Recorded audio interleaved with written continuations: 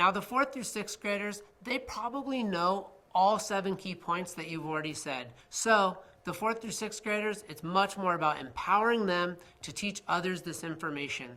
It's their personal responsibility to make good choices and to give this information to others who might not know. Perhaps they have younger siblings at home.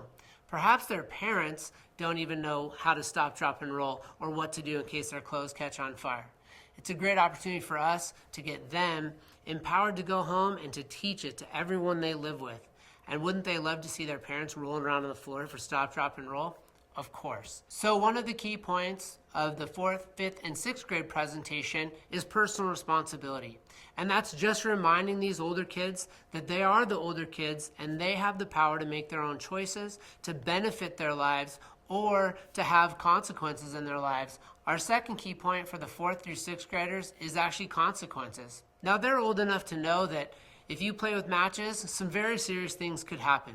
Not only could they hurt themselves or others, but they could cause real property damage, or even start a building or a house on fire, or start a state park or a wildfire somewhere.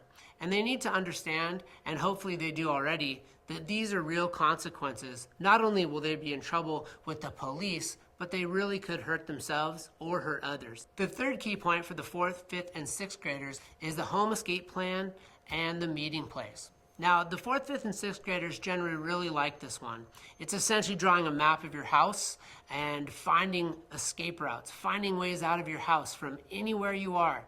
And if they don't have an escape route already planned out in their head with their entire family, we encourage them to go home, make an escape route, and make it known to the entire family.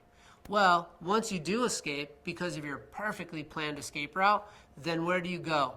Do you have a meeting place? The 4th, 5th, and 6th graders should all have a meeting place already, but if they don't, then we like to remind them to designate one with their families. They love being in charge of important things, and we can teach them that if they're in charge of making an escape plan for their whole family and having a meeting place, that place where the entire family goes to be reunited after an emergency, then they feel empowered and they feel like they have an important job to do when they get home.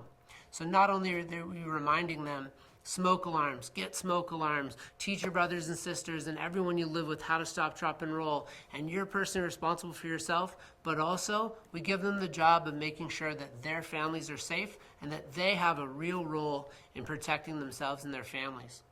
So the closing for the 4th, 5th, and 6th graders is essentially the same as the younger kids.